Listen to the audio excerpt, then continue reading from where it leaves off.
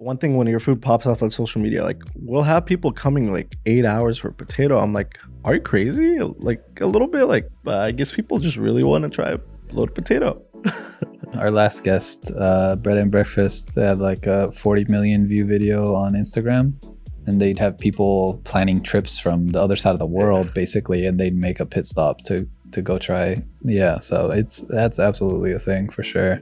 To me, that's the scariest customer because like you really like you don't want to make them feel bad for coming 8 hours or planning a whole trip, right? Like you're a key part of their experience in LA. Like you really don't want to underwhelm them. That is a lot of pressure, actually. Yeah. Like I flew from Germany all the way over here, and I want to try your potato, yeah. and I would be shaking cutting anything open. Like,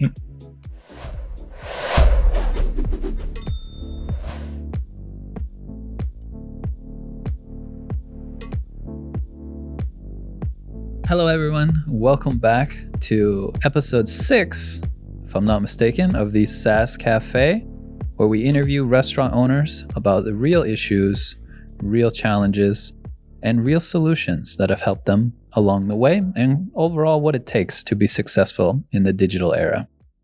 Today, I have the pleasure of being joined by William Lee, co-owner of LA Spud Guys, a new pop-in startup. It does loaded potatoes, all kinds of toppings, gotten some attention. Honestly, looks pretty good, and I'm not really a potato guy, if I'm keeping it real. No. Yeah. No? I'm not even really a potato person. Like, I remember the founder of Meal, a day before he opened, I think it was September 14th, comes to my house, drops me off something. He's like, tomorrow I'm going to open up a loaded potato spot. I'm like, are you crazy? Are you okay? Like, do you have a business plan? Do you have a strategy? Like, what's the goal here, right? Like, I'm just like fully questioning everything. I'm like, are you sure about potatoes? He goes like, you know what? I'm going to figure that out tomorrow. Launches the business within 24 hours. I'm like, okay, probably won't work out. And then next thing you know, 6 months later, I'm a partner in the business. Yeah. So yeah, it's been wild. Yeah. So we'll sort of talk about it. Definitely started as a pop-up, but the backstory, we did some reading online. Maybe you have some extra context and stuff. But so it's just Emil Avetian, right? So he goes to the UK and he sees this is a popular like street vendor, kind of like how in LA we have our taco trucks, our little taco stands on the corner. They have loaded potatoes. They love their potatoes. They love their beans, Heinz beans, all kinds of memes about that. If you've been on the internet at all, this is the thing. So he tries it over there. There's a couple viral spots in the UK that most people have probably seen in the trucks. He tries it, loves it, and I guess decides he wants to try it here, more or less. Yeah, give or take. I mean, there was a little gap between that, right? He visits the UK. It's like in the back of his head, and then you kind of see it popping off on TikTok with Spud Bros, Spud Man, right? And then it kind of reinvigorates that like little idea. Okay. But yeah, he's been telling me about potatoes on and off for like even a year before he actually decided to jump the gun. I'm like, okay. A spud man. A man of the spud. Okay, so I mean, he just shows up at your house, drops off some stuff, says he's gonna go do this. You think maybe he's a little crazy. What was that first day like? I'm sure you were curious. So I wasn't there the first day, right? But like, I mean, in the beginning, when you're running a food tent, right, you don't have a social media presence. I mean, any business, right? It's always gonna start with friends and family, right? And then you start building your actual customer base, right? Once your content goes viral or the friends start telling their friends. But the first week or two is always going to be friends and family, give or take, for a new startup. Yeah.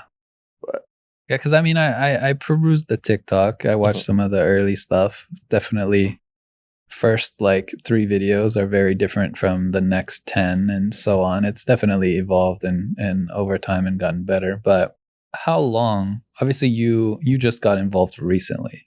I guess let's start with this then. What's more of your background and then the role you play in the business as it stands? My background is mainly consulting, primarily e-commerce. So one of my best friends, I started e-commerce with him This was right when I got into Cal Poly Pomona, when I was pursuing my bachelor's.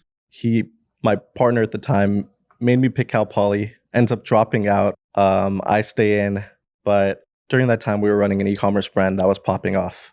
So he decided to pursue it full time. I decided to stay in school. But yeah, I just took more a consulting role, right? Helping him grow his business.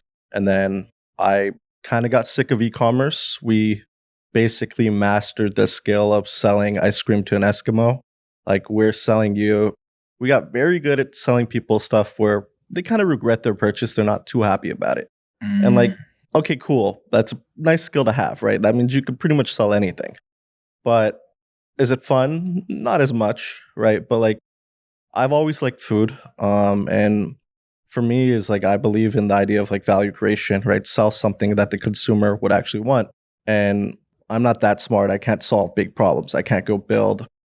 Maybe in the future, I might be able to build a SaaS business, but that's a harder problem for me to solve. What's an easy one? Food. Vibe coding is something phenomenal. Let me just say. Yeah. I'm playing around with that. With Bolt, Replit. I'm Cursor. trying to teach myself some Cursor. Cursor is pretty good. Yeah. Yeah, my main background is just e-commerce, and then I like started playing around. I got a little office, so I shared it with my friends. Started a brand called Poketomic. I built them like a website at their first location. Got very close with them at their second location, or I think third. I ended up sharing an office with them for like 6 months, and I'm just sitting there next to them. That was my friend Austin. He was doing like their head of like franchise growth or like operations, and I'm just like sitting there every day. The owners would come in every once in a while, and like I just listen. And I was like, you know what? Food might not be that hard. Like everyone says it's the most difficult thing in the world, but I mean, sure, there's a lot of moving parts, but I think there's something here. If you're actually there doing the work every day, it's really hard. If you're on the back end doing other stuff, then yeah, I mean, it's different problems in e-commerce. The amount of stuff we've dealt with, like, I mean, you don't see this in e-commerce where first store I had that popped off, we sold, I think, 40 grand in product in a week, and we didn't even have a supplier yet. We sold air. Like my dad used to say, that's a good problem to have, though, you know? So. Oh, yeah. I mean, we had very good problems to have, right? If you have way more demand than supply, I mean, that's the best problem to have because literally off the bat, we can negotiate with suppliers day one. And okay, now our cost in the beginning is already very good. And then if we couldn't get the sale, just refund the customer, right? Or we couldn't figure out to solve it. There's no risk. Yeah. Or give them like a free, some cheap thing or whatever, right? Keep them fiending. I mean, Poketomic is pretty decent. I would say mid-sized chain. Yeah, I think they're at the LA 13 area. locations. Yeah, so they've definitely been coming up. Had it myself, very good. So you kind of got to see the inside operation of an up and coming chain. Decided maybe this is something I want to dabble in, and ML is already kind of on the ground, getting started. So at what point did you kind of enter the scene? So, I mean, I was there like sort of since the beginning, right? But not really that involved. So like the original logo, the menu, I designed that. I made it. That was just favor to him, right? We're hanging out. You know what? I'm bored. I don't like your menu. I'll come in. I'll just make it for you. But yeah, like slowly over time, I'll start involving myself, giving suggestions. Like that's just the way I have. If I have an opinion, I'm going to tell you my opinion. But yeah, like just over time, I slowly got more involved. I decided to give a try at opening up a secondary pop-up next to USC. So that was like my actual way into the business, but I wasn't a partner or anything. It was just handling this little pop-up. To me, it was like setting up a food stand. It's a lot cheaper. Your timeline's a lot faster. The risk there, I mean, you kind of follow the Eric Schmidt, Eric Schmidt was the Passio of Google. Advice he gave was like, basically kind of break the rules, try to go to market extremely fast, right? If it works, you have the money to solve the problem of breaking the rules. If it doesn't work, you just drop it. Done. Next thing. So like opening up a food tent, kind of Mickey Mousing it. I mean, you can get started in a span of a week, 2 weeks, right? A meal did in a day. Yeah. And your cost to start is a few $1,000s, right? Just get proof of concept, try to identify product market fit. extremely quickly, low cost. That's what I try to do with USC. I saw some traction. It was okay. If I stuck at it, might work. But I realized with the mobile food setup, it's a lot more physical work than you have out of like running a food truck or a like standalone location. Right? You're constantly you can't prep on site. You have to pre-prep. You have to transport. It just becomes way too labor intensive. More labor, less overhead, but yeah. Yeah. Okay. I was like, okay, I'll try it. Okay, here and there. And then around that time, Emil has already been paying for the lease on the location we have now in Studio City. He's been, since we opened, I think he's been paying for it for like 4 months already. And I'm like, okay, why aren't you opening? Like, this is your golden, you should have been open 4 months ago. And I'm like, okay, is there a capital problem? Is there a time problem? Right? Like, that's just where I inserted myself. I'm like, look, like you have this with the physical location, you get a ton of benefits, right? Like I know the problem with the tent. I tried the tent myself. You don't have those same problems with the physical location. The rent we have is good, right? Let's try to figure out how do we make the timeline on this something where I come in, we can get it started in 2 weeks. So literally 2 weeks after I told them, I'm like, you know what, let me help you buy the remaining equipment you need, whatever. We opened in 2 weeks after that. Nice. So basically, that's kind of interesting that he like found the spot, started already paying for it, and wasn't getting in there. So you just kind of took it upon yourself to give him a push. And yeah, I just saw it's like it's a loss driver, right? You're paying 4 months rent already. That's like 4 months of equipment costs. Something like that money can be somewhere else, right? You can already be generating revenue from the location instead of you're taking it as a liability. So basically, you just that's around the point where you're like, almost like you need me. Yeah. Let me help you. Yeah. Stand aside.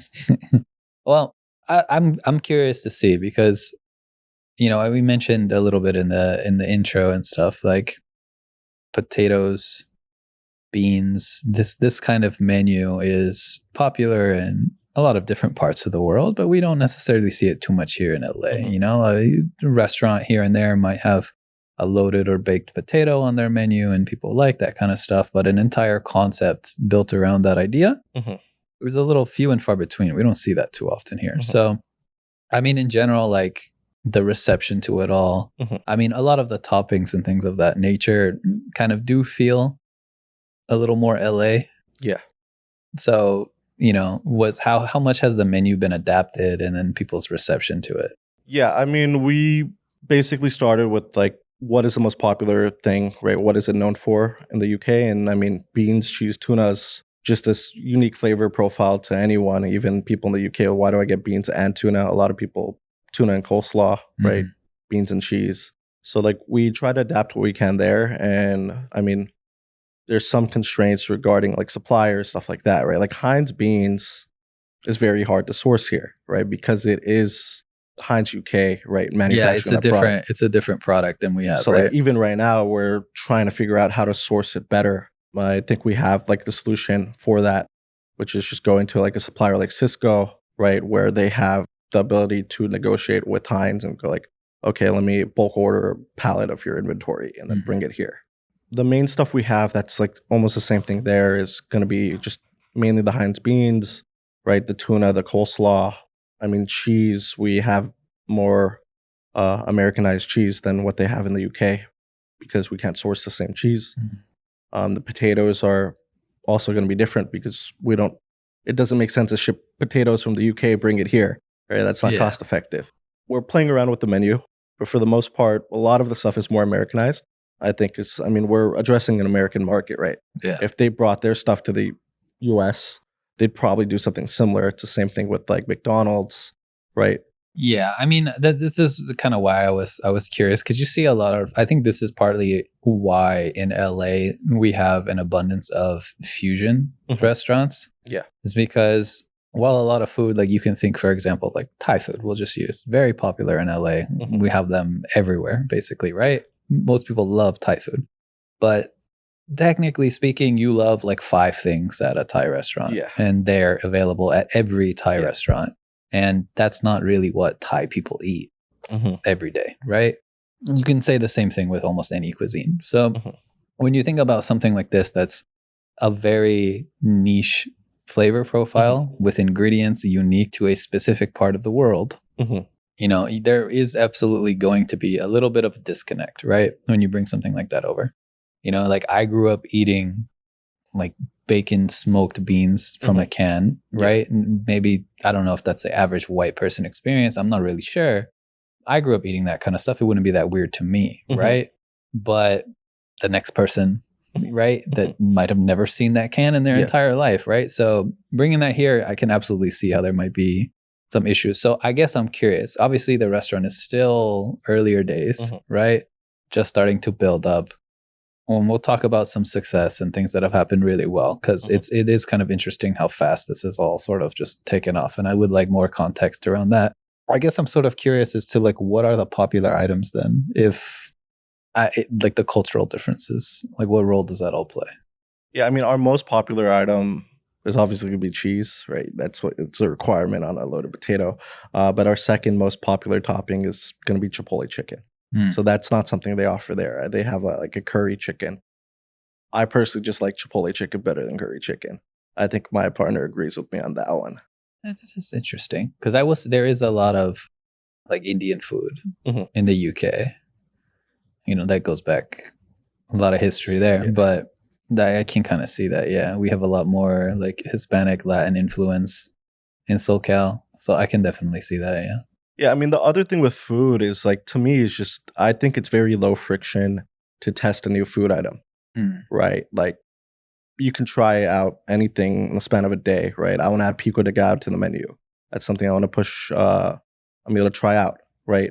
We don't need to go buy a large bulk order, right? We can just go to a local supermarket, spend $20 on some tomatoes, some cilantro, right? And some onions, right? Make like a little mock pico de gallo, just see how it is for a day, a week, right? And if it's good, right, we up the frequency, and then it can then become a standalone item on the actual menu. But like with food, I just think it's like very easy to just continuously try new things, right? Just reiterate, improve the product. I mean, pretty much everyone we've interviewed thus far, there's two cornerstones that I've seen across all of them that contribute to success is customer feedback, always being open ears to at least the ones that are trying to be constructive, right? And then just experimentation, just trying to be better as often and as frequent as you can. Yeah. And those two things seem to carry. Yeah, I mean, we're in like a red water, like a more saturated type of business model, right? There's a lot of competition. Even with the potatoes, I mean, we're seeing a lot of people trying to compete in the space, right? Like, sure, we were one of the first ones to start it in LA, but I mean, there's still the traditional loaded potato spots in LA. And then on top of it, the people trying to do the more UK spuds. I mean, in the last 6 months, I mean, I can probably name, I think, like 5 different competitors. Yeah, it's a game of like, one is like, can you outperform the competition? Are you constantly trying to constantly grow the business, right, by making better decisions than everyone else, or different decisions than everyone else? It is crazy to see like how long after you guys opened LA Spud Guys before you started seeing other ones pop up? I want to say like, I mean, they could have been there, but we didn't really notice anyone. I think, or Emil at least didn't really notice anyone too crazy after, like, until 2 months in. At least in LA, I think we're the most trendy one on social media right now regarding like potatoes. It is always interesting to see somebody has a new idea, and then they just out the woodwork. The copycats come and just try to be better. Yeah, but I mean, I think competition's good, right? One, it's gonna push you to improve your product, right? Like if there's no competition, that means I'm the only person offering it. Why do I need to make a better product? Yeah. Right. But at least that's the healthy mindset, I think, to have, right? Is, you know, let that competition push you to be better. Or, I mean, ideally, if you're, I can't imagine in a saturated market that would ever be the case. You'd be like the only one. But I like saturation. That's the main reason I came into business. It's like that. It's for me, saturation's validation, right? That's like basically there is product market fit. Someone else tried it, and then on top of it, someone else took the risk to make the decision. So like that's the other thing I learned too, is like it was probably a better idea for me to start a restaurant, right? At least for the first few ones, just come in as a partner with an existing business that already is showing some form of traction, right? It's just harder for me to fail if I'm not making big, or the way I learned, at least with any form of business decision, try to turn anything into like a low friction, high impact decision, right? So it's like very low risk to making any decision for the business, right? But there's a high reward to all the decisions you can make. Sounds like a good decision tree to make. I guess this is so. I'm curious more so a little bit while we're kind of on the subject about the early struggles here now. So we have the physical location open, still relatively fresh. I don't know, like logistical issues. Like what have kind of been some of the maybe unforeseen problems you've had? The biggest issues is like I debate with this with the meal, where it's just like I like to make decisions based off information, right? I like to make informed decisions versus he likes to decide a little more abruptly than I do, where I like to do research. For me, it's like how long has society been selling food, right? Like you can backdate it to maybe as far as the Agora in ancient Greece, right? That is how many millions of people have tried to run a restaurant, right? 9 out of 10 of those, majority of them have failed, right? But those are a ton of people making a lot of decisions, and that information is somewhere, right? And we're in this information era where anything you do, right, you can research it and then not have that problem because 10, 50, 100 million people had that problem before you. I think the biggest issue at least that was prevalent before I came in was like, it's just, there's a lot of problems that could be solved very easily, right? Or just wouldn't have occurred with market research, right? Adequate data. I actually think it's kind of an interesting balance though. So more or less you're saying like he's just like the cowboy, guns blazing. And you're like, let me sit back, let me do some research. Let's make an informed decision a little bit. But I think actually that pairs well. It pairs because very there well. are decisions in life that kind of just need that YOLO attitude. Let's just do it. Right? Like starting a new business. That takes a little bit of YOLO, a little gusto, right? The balls to just take the first step. But then you also need somebody who can kind of like pull the leash a little and, calm down. Let's hold on. We need to think about some of these things first, right? Yeah. I think it works. Yeah. I mean, I think it's a requirement, right? Because the overthinker just is going to overthink to the point of it. Nothing is going to happen. Yeah. So you need someone who's more abrupt when it comes to decision making to just go, wait, you know what? Let's do it tomorrow, right? Here's a timeline. We're going to do it either way. Forces the overthinker to be like, okay, let me figure out a solution quicker. Yeah. I think it's a pretty good dynamic, all things considered. So obviously kind of slow. You touched on fresh, brand new business on the street. It's obviously a little slow. How long did it take before traffic started picking up a little bit? So right before I came in, I mean, I was looking at the revenue, and I mean, month over month, we're seeing almost it doubling. So yeah, I want to say like 3-4 months before, like 2 to 3 months before we opened the Studio City location, I mean, the revenue has just been growing drastically. It's growing well. Okay. So I mean, I guess we'll probably jump a little bit because we unfortunately just can't avoid this subject. I had this plan for a little later, but it just kind of seems like we're tiptoeing around something that's just like the foundational cornerstone of the conversation. So it's definitely time to bring up social media, TikTok, because it's essentially played such a massive role. And I want to preface this a little because I do want to know like when you guys started.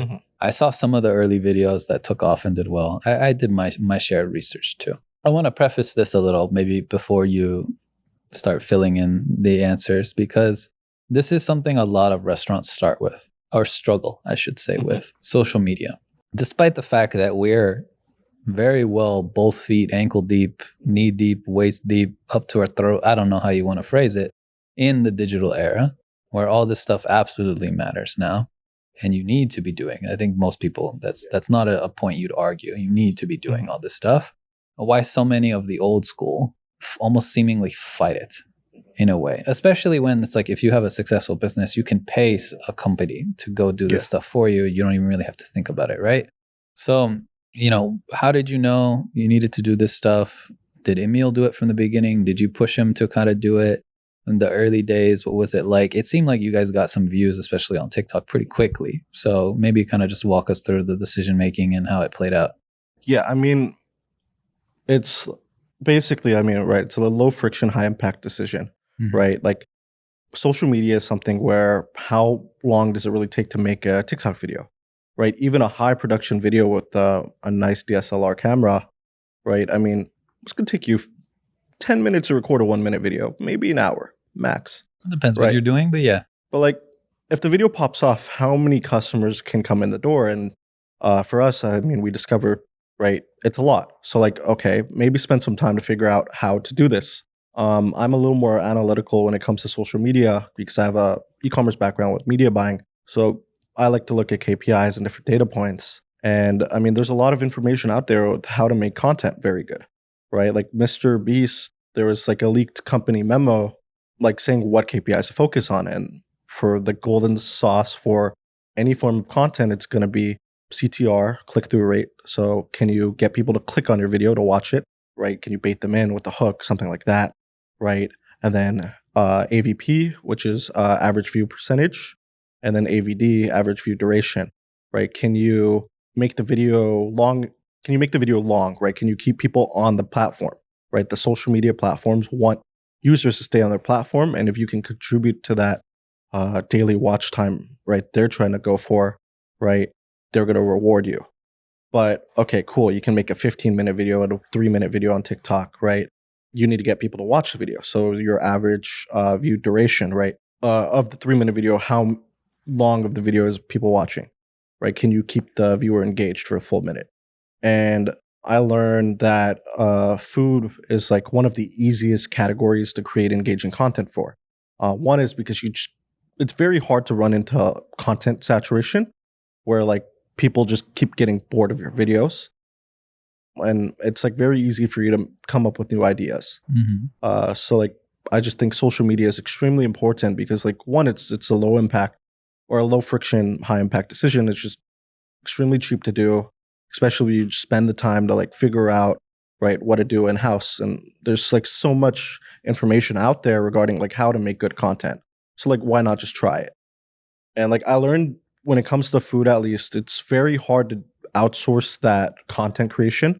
When I was trying to do consulting, I was trying to one thing we tried with social media. I learned like you need to have someone doing it in house. One is like, especially if your content, at least ours, it's more UGC, like customer interaction focused. You can't have an agency do a content day, right, and come in for one day out of every 2 weeks, right? You're not going to get the best video versus you just put on a pair of Meta Ray-Ban glasses or you spend $10 and you get an iPhone strap and put it on your chest, right? You can get that interaction the second it happens. That's true. It is an interesting point, is at the very least, maybe you need somebody, at least for somebody filming the content on the inside, and you can have somebody manage it for you then. Okay. So, I mean, this was something you knew early on, that it's basically no risk, all upside, assuming it works. Few videos early on, 100K.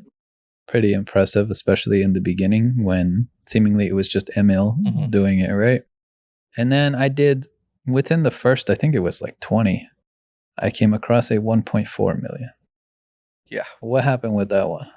I mean, it's basically optimizing for those like 3 KPIs, right? Can you get a high click through? Can you get people to click on your video? Good thumbnail. Right? Yeah. Or not even good thumbnail, right? Because TikTok, people don't really... If you're scrolling, technically the thumbnail, it doesn't really matter. But there's a hook. So we learned that like some videos might convert better if there is a caption that just shows up at the beginning, right? Because that's basically your thumbnail, which is your first 3 seconds of the video. Like what gets you to stop people from doom scrolling and just stay on that video. So thumbnail might be something that like could be split tested. Like there's a lot of different things you can like A/B split test when it comes to video creation. But yeah, like thumbnail, right? Getting people to click. And then 2 is like getting people to watch. Sure, AVP, AVD, right? Getting people to watch, spend time on the video. It doesn't necessarily need to be them spending time watching the video. One thing is it's more rather getting them to interact on the post. So if you can make content that kind of rage baits the audience, right? A little more controversial. Like, Yeah. I don't remember which video you're referring to, but it could be something like some pieces of content, right, that we have that people comment on is like, why do you put tuna on a potato? Yeah. Right? I That's get you. rage baiting. Yeah, I get you. Some of the comments on that one I remember were people complaining that the potato looked cold. Yeah. Right. Yeah. So it's just like right, it's like the easy mentality of like all publicity is good publicity, right? So can Right. you get rage bait, right? Get people to I comment. mean, to be fair, I did have some sympathy for that comment because when Emil's trying to mix the butter, Yeah. it's It not wasn't really melting. mixing at all. He's just cutting it up and sort of stirring. So I could feel that, yeah, a little bit. But I could see, plus that happens within the first like 6 seconds. He cuts it open and then immediately the butter goes in. So I could see that being a good hook. People just getting mad and watching But at it. the same time, we're trying to grow the business, right? So we're constantly going to be reiterating the product, right? Like, Yeah. sure, at the tent location, we couldn't have bottled butter, but now we can go melt our butter, right? We can keep it warm where it doesn't solidify, right? And now we have bottled butter, so you don't even need to cut up the butter. Well, I also think it's a nice thing too. It's like you don't have to worry about the wind and the elements and stuff. You can actually have like decent audio, things of that nature. So there's a lot of other factors too. But all right, so let's dive in now. The infamous Finneas, the brother producer for Billie Eilish. Billie Eilish. It seemed this was on your website. Everything, you're not hiding the fact certainly that he came through.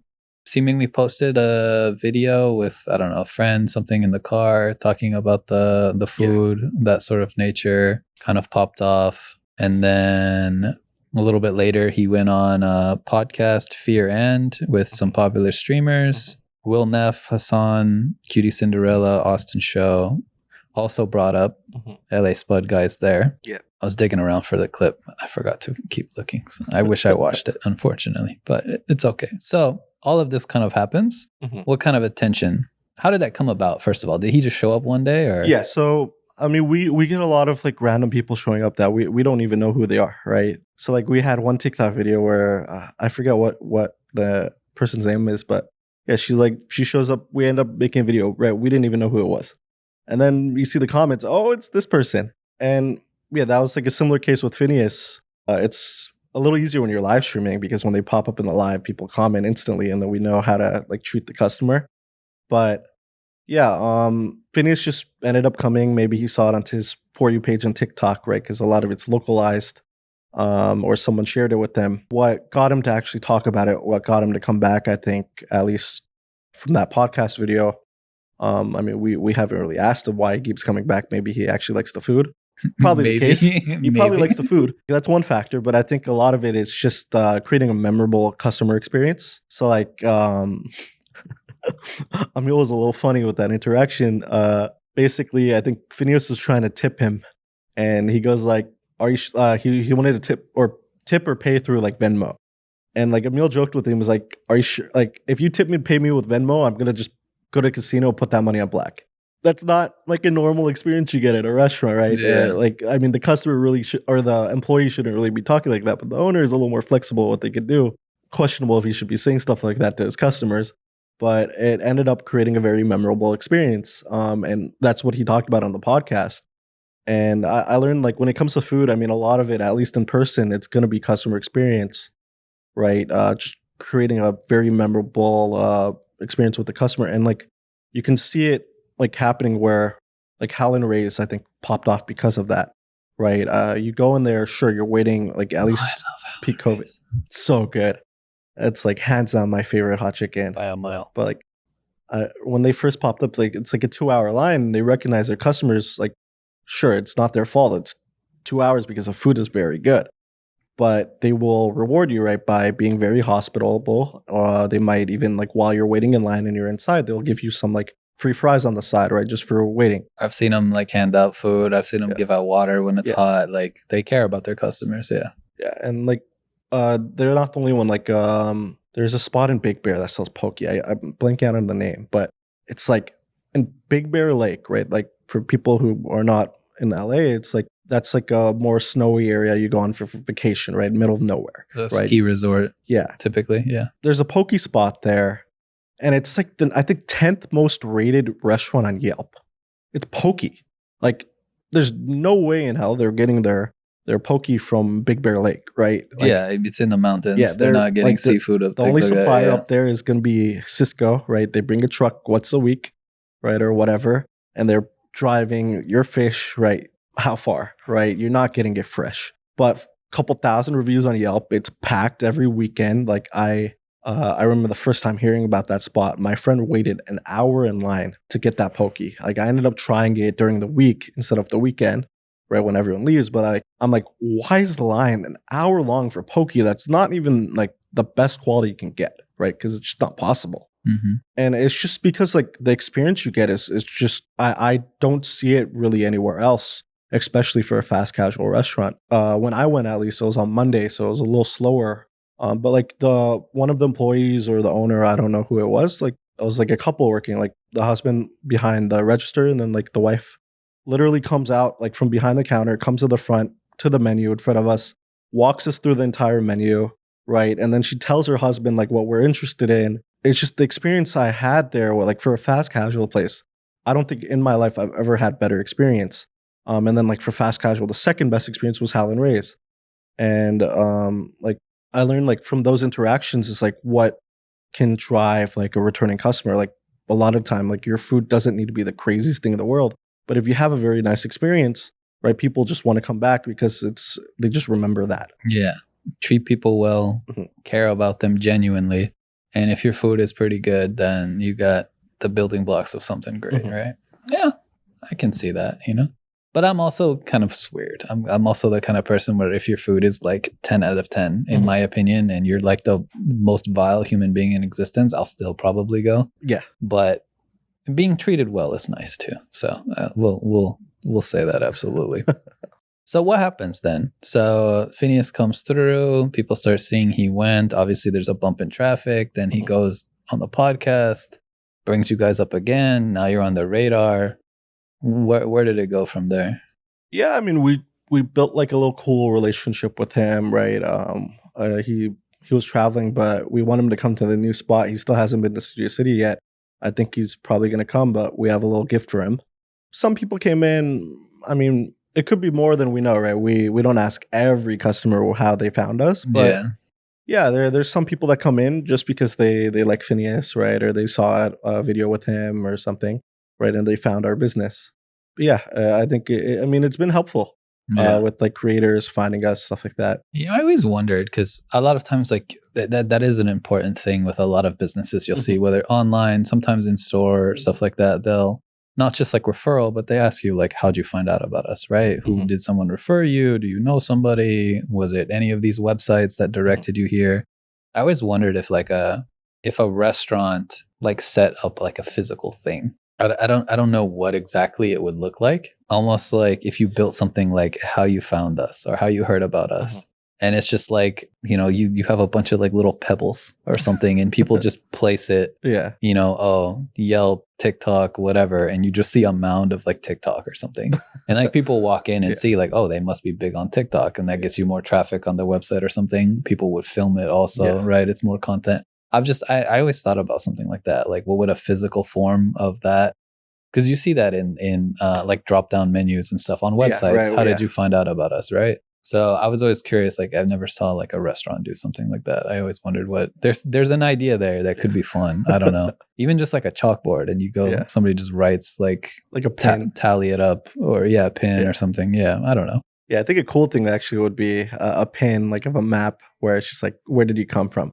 Because like one thing when your food pops up on social media, like we'll have people coming like 8 hours for a potato. I'm like, are you crazy? Like a little bit like, but I guess people just really want to try a floated potato.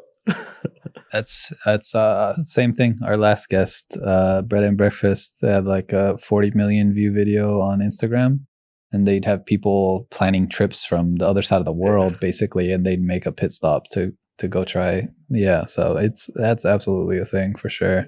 To me, that's the scariest customer because like you really like you don't want to make them feel bad for coming 8 hours or planning a whole trip, right? Like you're a key part of their experience in LA. Like you really don't want to underwhelm that is a lot of pressure, actually. Yeah. Like I flew from Germany all the way over here, and I want to try your potato, Yeah. and I would be shaking Yeah. cutting anything open. Like, I don't know, you flew thousands of miles to eat my food. I hope it's good. Or they show you the viral video. I want this. Okay. No, I like the more local customers because okay, cool. We might mess up here and there. I mean, we like everybody. Let's be honest. Customers are customers. Yeah. They appreciate. They love your food. Yeah, but just tell me where you're from after you're happy and you ate your food already, right? There's a lot of pressure. So okay, so this kind of leads into it then, technology wise, right? We are the SaaS Cafe after all. All kinds of examples. Obviously, social media embedded day one. Use it, love it. Basically, the fuel that's got LA Spud Guys off the ground, right? Yeah. But as far as other solutions, so I mean, we do live in the digital age, post COVID, very different landscape for restaurants. Delivery apps, ordering websites, personalized direct ordering apps, branded websites. All this stuff is part of the ecosystem on top of your review apps and all that type of stuff. So I'm curious if from day one, what tech solutions were implemented? Was any changes planned? Has it evolved in any way? That kind of stuff. I mean, our tech stack, at least right now, is extremely lean. So we have our own website. I built the website. I used a platform called Duda.co.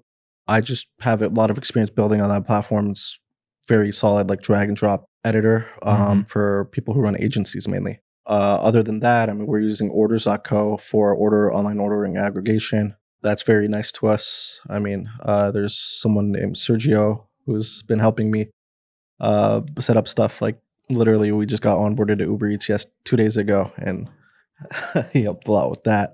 Other than that, I mean, for POS system, we're using Square at the moment. We were A/B split testing that. I was gonna work with a friend who does payment processing.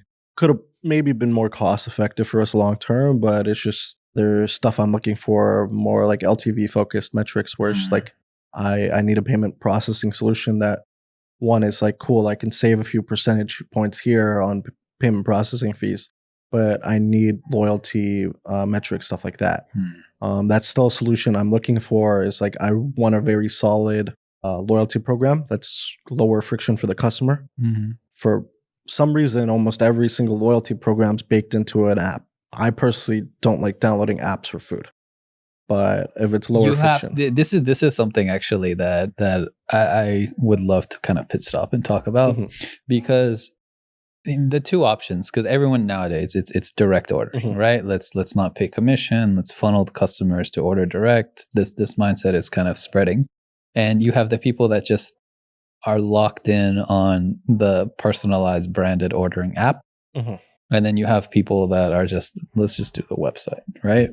I always wondered if this was just me or if there's actual verifiable evidence of this.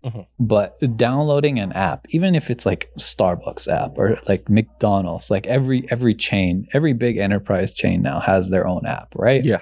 I don't have any of them. And I go to Starbucks more than probably the average person in LA does.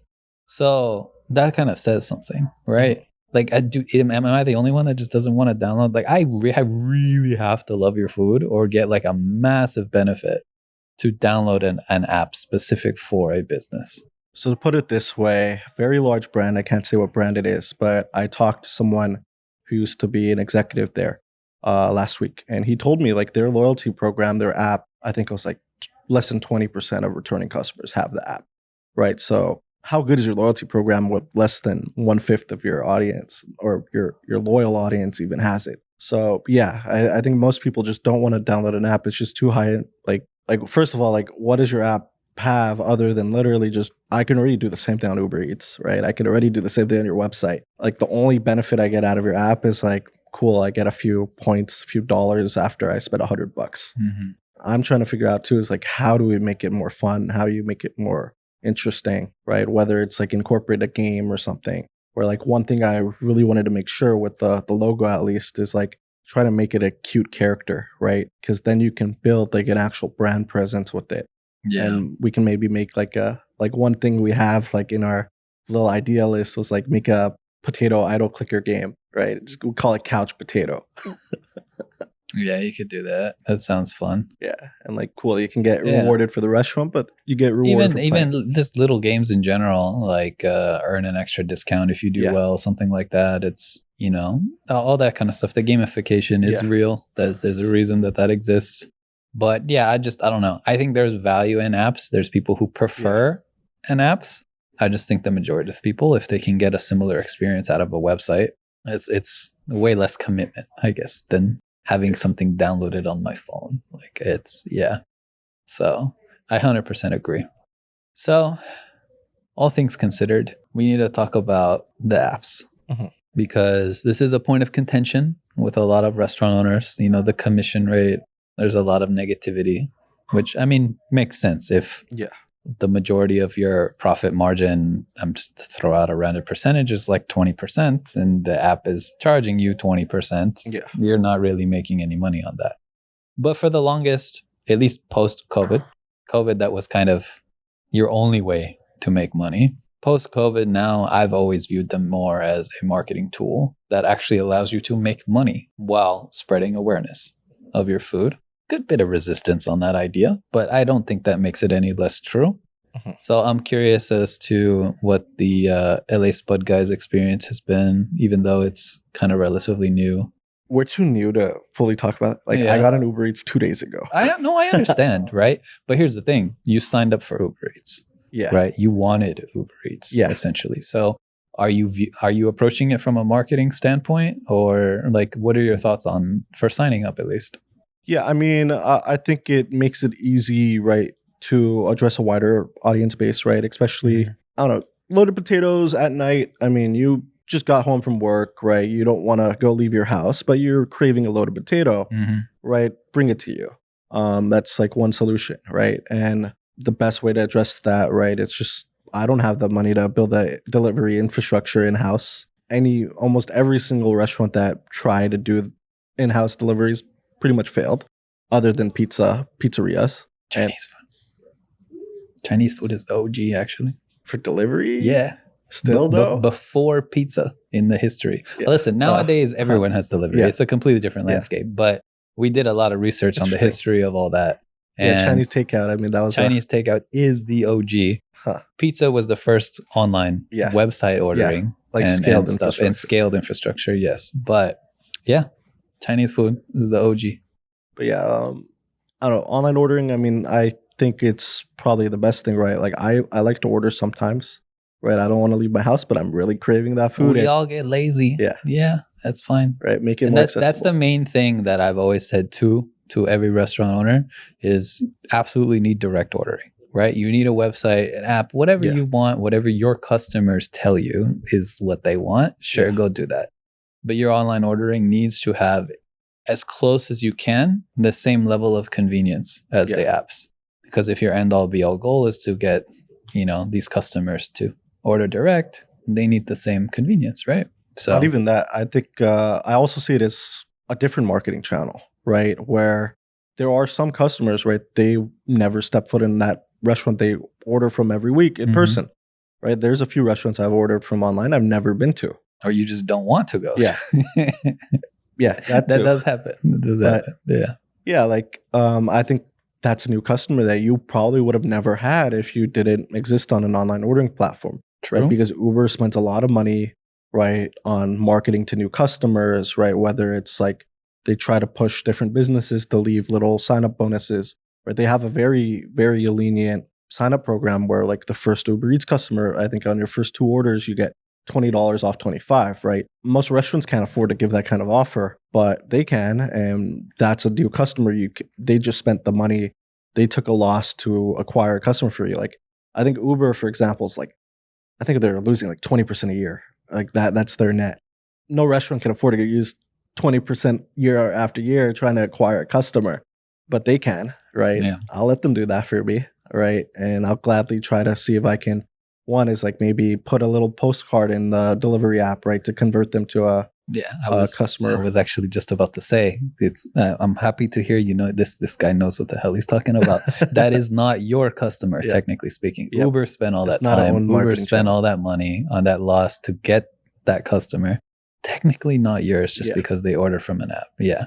So I'm happy. Yeah. That made me happy to hear, because a lot of people, they don't make that distinction, and it's a kind of an important detail. Yeah. Yeah, like one thing I don't understand is like, how much does it cost for a postcard? Just say like, hey, we could provide a better experience, right? If we just try it in person, right? Like, don't judge us if your food took 30, 40 minutes because one is like you're far or like the driver got in traffic or something like that. Nice little postcard with a little offer, come in person, right? One Mhm. is like delivery platforms. I mean, you're taking a 20 to 30% fee, right? Try to convert them into an in-person customer where you can make a little 20 to 30% more or reflect that 20 to 30% onto the customer. Exactly. That is actually, you bring up another point. Loaded potatoes. Have you put any thought into the deliverability?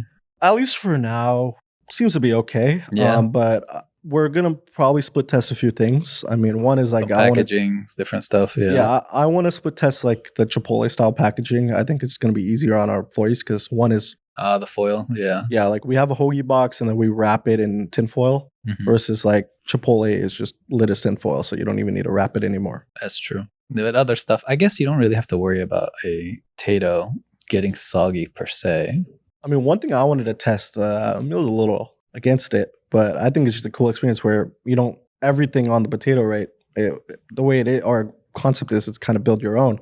Mm-hmm. Why not just have everything like in little cups and then let the customer build it themselves? Oh, yeah. I was going to say just more stuff on the side too, but I guess technically, yeah, like they can just have a small serving of like most of your toppings and just use what they want to use. Yeah, I just need to factor in the cost. Yeah, because that's that's true. like individual containers and everything. They're not that much, but yeah, that's true. It could be kind of fun. I don't know. Maybe you have it you make it like a bundle deal. Like it's like a 2-person special, and you include a bunch of stuff together, and they can kind of customize it when they get like, it all. I think Sweetfin does that cool. with like a sweet box. They have like a nice little box. You can something like that could be cool. Absolutely. That's good to know. I mean, to be honest, the kind of thought you're putting into a lot of this stuff, I have no reason to doubt you guys won't be successful. We'll see. I mean, again, yeah, that's true. You never know. Yeah. But it seems like, you're thinking about the right things, and, your heads are in the right spot. So I don't see why a bright future doesn't await. Which leads me to the future of Spud Guys. Obviously, first physical location. Yeah. Things are kind of new. Don't know. But is there an overarching plan for the future? So my future might be a little different than Emil's. Mm-hmm. His is obviously going to be grow Spud Guys, right? Let's see, we can franchise this or build more private owned businesses, right? Mm-hmm. Own more locations. We already have some interest, but we don't have the infrastructure, right, to franchise yet. At least down to the quality we want to maintain with our customers, and also with franchisees in the future. But yeah, like short-term goal is like try to figure out how do we get our SOPs down, right, to properly franchise. How do you make the systems as easy as possible where the owner doesn't technically need to be an operator, right? That's like a very big thing with franchises. Or 2 is like get your numbers down to get experienced franchisees, right? I learned this with some people I've like dealt with where when you're franchising in the beginning, you really just, one is like you don't have the time to handhold, right? So you need to get people where like Dave's Hot Chicken, for example, right? If you go on their website, you want to franchise, you're coming in with one is they highly vet their franchisees. They need to have previous restaurant experience, right? And they need to buy multi-location. So who's going to be able to afford that? That's going to be restaurant private equity groups. Yeah. And like one is we need to get our numbers down to attract these restaurant private equity groups, because those people, all they really want to care about is like, one is the numbers there, right? Do you have the analytics? Do you have the margin, right? What is the risk to reward ratio here on this investment? And that's one thing we want to nail down before we kind of franchise. Okay. So that's the long-term goal then, franchising. But Another angle we might do is like, okay, who knows how scalable potatoes are, right? Can we maybe figure out how to integrate or invent new brands, right? Other concepts, right? And scale Yeah. just through multiple concepps. Virtual concept could be an angle, yeah. Yeah. So virtual concepts, that's what we want to use with order.co. LA Spud Senors. Carne asada. That's one thing I really Yeah. want to do. I think it pairs well. I think it could absolutely work. Oh no, there's a lot of stuff we can try. I Yeah, think chicken tikka masala, which is good. I don't know. This might be a pause moment. With the pambazos. Pambazos, you know what that is? The potato, Yeah. The breakfast. Yeah. Yeah. There's a night. I don't know what it would look like, but there's an idea in there. I don't know. My brain also keeps going to Korean food too. I don't know why. Like a bulgogi potato or something. I don't know. We were thinking of trying that. We might do a pop-up at a Lotus Festival it's like a festival at Echo Park, and the host country for that year this year is Korea, so we might do a little Korean I might thing. have to go to that though. We'll see. I don't know. There's a lot of, I mean, the thing is potatoes versatile, right? You can do a lot of different stuff with it, so you never know. Keep trying stuff. Something will be hit. Also, for people like me, not the biggest potato fans, loaded mashed potato. At least one, right? I mean, the way we bake, I mean, it's basically a mashed potato just with the skin on it. Yeah, you got to cut it open, mix it all up. I'm saying like you just have like a tray of mashed potatoes and you load it up and then just dump all the stuff on top.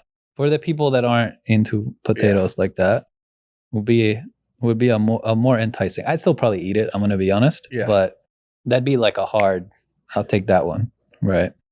With all the toppings all look good. I'll put whatever I want on top of it. But if it's just a bed of mashed potato, I think that could be fire too. Just a thought. I don't know. All right. Time for the final banger. Okay. All right. Before we get to the fun speedrun stuff. So obviously it hasn't been that long, so this might not be as difficult to question as some of our previous guests. But looking at your time with LA Spud Guys, one thing you feel you've done really well and one thing you feel you could have done better. I think social media is probably the number one biggest thing, right? I mean, we've done well, I think, for most people would say, but I think we can also do better with that. But that's probably not the answer you want, whereas just that's the one answer. That's okay. But yeah, I mean, social media, short answer, we can do better, probably higher posting frequency. I think the largest account in India actually posting on TikTok and Instagram, or no, on Instagram, they literally said they talk to employees at Instagram and you can post up to 100 times a day, or that's what they do at least. And as long as if your content is not bad, you will still get pushed on the algorithm. That is a ridiculous threshold. That is posting 100 times I mean, it's a news platform. Yeah, but still, that's like still kind of crazy. Posting frequency, we're not posting at least consistently on a daily basis yet, right? Can we post consistently daily, right? Can we post multiple times a day? Because right now that's our biggest traffic driver. But I think another answer, what we can improve on, I mean, I can talk for days of what we can improve on.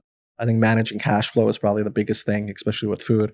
You're dealing with, I mean, traditionally, I mean, food category is just a lot thinner profit margin than most other business categories. So you need to hone in on managing your cash flow and your capital. And that's the number one biggest thing. And like if I started the business day one with a meal, I mean, I think we'd be in a very different capital or cash flow situation. At least he has you. There's always room to make it work. So like I said, I think it's a good dynamic, you know?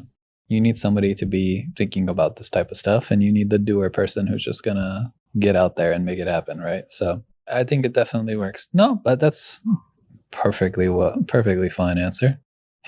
Social media has been the foundation of your growth, so it's perfectly fine to have that be the best thing. And, you know, I think it's healthy to say we can still do better, even if it's been working pretty well so far. So no issues with that. I like that answer. All right, you ready for the fun stuff here? Let's see. And we'll finish off. If you Google like top 10 most debated internet food related topics, I have like 6 or 7 of them, basically. So stuff you may have talked about a lot in the past, but it's just interesting to have different people, different backgrounds, you know, chefs that I've spoken with, get their opinion on some of these things. It's curious. So pineapple on pizza. No. Are you a pineapple hater or? I just don't like pineapple. I see. Okay. Well, that's fine. That's okay. Is a hot dog a sandwich? Is a tomato a fruit? Yes. Okay, I guess hot dog's a sandwich. There you go. Can't deny a man of the facts. Edge or center on a tray of brownies? What are you going for? Edge. I like the crust. The crunch. Nice. Similar, down a similar vein. Chicken wings, drums or flats? If you had to pick one or the other. Drums. Just easier. Easier? Okay. Ranch or blue cheese? Ranch. I don't know. Anyway. Blue cheese people are a strong. special breed. They're the most like fervent about their opinion on the superior dip. Yeah, I don't know. That's just you can eat your mold. It's fine. I'm cool with my ranch. It's okay. Does ketchup belong on everything? No. I agree. No. You got people out here putting it on pizza. Okay, that's disgusting. I like ranch on pizza. I bring this up every time because it's specifically for him. Because apparently in Mexico, it's a big deal. Ketchup on pizza. You have tomato sauce. No. But yeah, there's some people that just do some wild things with ketchup. So what is the right way to cook a steak? Medium rare. Sous vide. I like sous vide is amazing. Medium is acceptable. I'll take medium. Yeah. But I don't know. Yeah, I'm medium rare all the way. Yeah. And I'm working on my wife. I'm working on it. But my daughter's 2. I kind of overcook everything just to make sure for her sake. I'm old fashioned though. I like the garlic, the butter in the pan with the thyme, and then you just baste it at the end. That's the best thing for me, And I come from a family who my dad was salt, pepper, nothing else. That's all he needed. Which, I mean, if it's a good cut of meat, it works. Chewy or crispy cookies? Crispy. Crispy? Crispy but hot. I like chewy. Chewy's. I like the soft, gooey kind of, yeah. I mean, I like it when like the chocolate's melted. I don't know. All right. And then, what's the best version of a potato? This for you. Best version of a potato? Yeah, the best thing you can make with a potato. The best thing. I mean, I have to say our potato, but well, I'm just saying. So so LA Spud Guys. I figured you might say that. LA Spud Guys is like loaded baked potato, right? Is baked potato the best potato? Is French fry? Is chips? Is mashed potato? There's a lot of things you could do with a potato. This is a specific question to you. I've never asked this to anyone else, right? Yeah. So, what is the best version of a potato? McDonald's hash brown. If I can't say Spud Guys. That's a pretty good choice. I'm not gonna lie. I don't know that I ever would have thought of that, but that is a pretty good option. I mean, whatever chemicals they're putting in that, whatever starch, crack, MSG. Yeah. Yeah, I mean, the main thing with hash browns is it just tastes better because they put fat in it, so it sticks. I never would have thought of McDonald's. I was gonna say there's a cauliflower hash brown frozen food substitute. It bangs. You put that in the air fryer, comes out like a nice little puck. It tastes like cauliflower, but the texture is like perfect. Cauliflower is good. Dave's hot chicken, the Dave's not chicken. Oh, I haven't tried those actually. I liked it better than chicken. Yeah, really? I don't know. It's just I learned it's not vegan, but everyone thinks it is. Oh, cool. That's shh. That'll break one day. The world will find out on TikTok. So, yeah, I think that's pretty much it. I don't know. Was there anything else before we wrap up that maybe you wanted to discuss about the business? No? I mean, I could talk for hours. So I know. I'm just saying if there was something maybe we missed, something I didn't bring up. No, that's everything. All right. Well, then I guess we can wrap it up. William Lee, co-owner of LA Spud Guys, 2 locations. Or one. One now. Yeah. I'm sorry. It's actually meant to clarify that in the beginning. So the OG location by Atwater. Mm-hmm. So I don't know if that's technically Southern Glendale. I don't know. Either way, they're not there anymore. They're on Ventura, Studio City, near Vineland by Universal. Mm-hmm. Little spot, cute spot. If you have a funny interaction, they will probably put you on TikTok. We'll ask for your permission first. They will ask for your permission first. So, hair, face, makeup, everything looking good just in case they decide to throw you up there. Finneas might be watching. Check them out. Food looks great. I'm not even a big potato guy. I said that a lot of times, but I'm definitely going to have to try this at some point. Especially now that you're on Uber. That might be the way the way that I go, honestly. You need to come in person. I'll hook it up. Maybe. Gotcha. We'll see. You know what I'll do? Actually, this will be the deciding factor. I'll show the menu and stuff to my wife.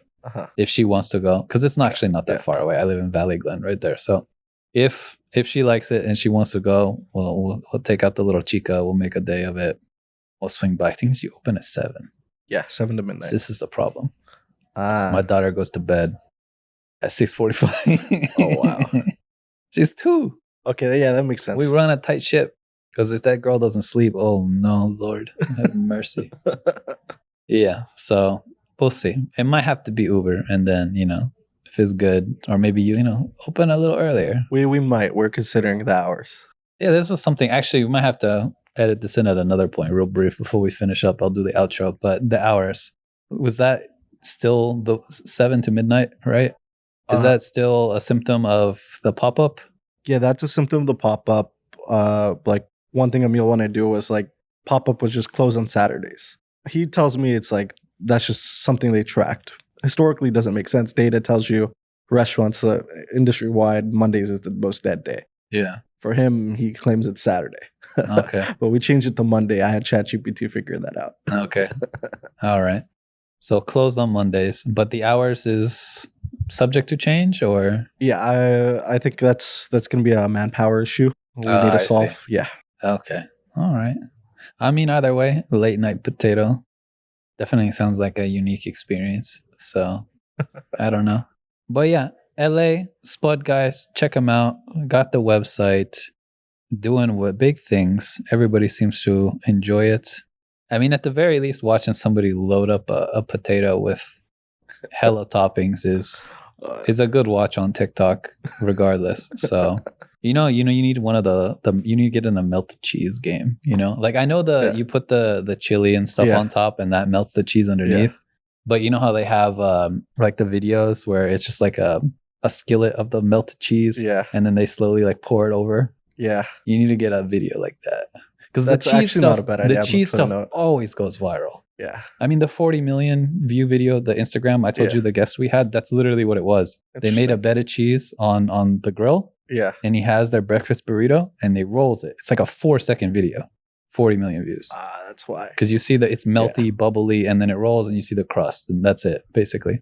So, yeah, I mean, if a customer wants to bring in a wheel of Parmesan and we melt it, and I'll make a nice TikTok. Absolutely. We could. I don't know. They have those, like the pasta, right? Yeah. The pasta things. I might need to buy a wheel just to make a video. Yeah. I don't know. There's got to be a business someplace you can do a collab with or something. I don't know. Yeah. That might be an Italian restaurant. Melty cheese, though. That's where. Or queso. Yeah, we had queso on the menu a little bit. I think it's people are used to cheese, but I like the queso a bit more. I mean, to each their own. You gotta have a Southwest night. Bring out all the authentic flavors, the Mexican stuff, and just roll it into a potato, and it'll be good. I mean, this is kind of the interesting part about the business being relatively young. Mm-hmm. You don't know what direction it's gonna take off, So the experimentation is fun in and of itself to an extent. So. Yeah, I think we can wrap it up there. This has been episode 6 of the SaaS Café. I'm definitely going to do some type of potato pun in the title. That's for sure. Maybe some Sputnik to the moon. I don't know. Some it's there. It's there. I got to think about it, but it's there. It's absolutely there. So yeah, this has been episode 6 with LA Spud Guys, William Lee. Check out their website. Do Uber, all that good stuff. Late at night, you want a potato. The edible's hitting. I don't know what exactly is going on. Definitely check it out. They're on the up and up. It sounds really good. Food looks good. Finneas loves it. Give it a whirl. I appreciate you coming, William. Hope you all enjoyed. Like, follow, subscribe. Wherever you get your podcasts, we are there. And thanks again. See you next time.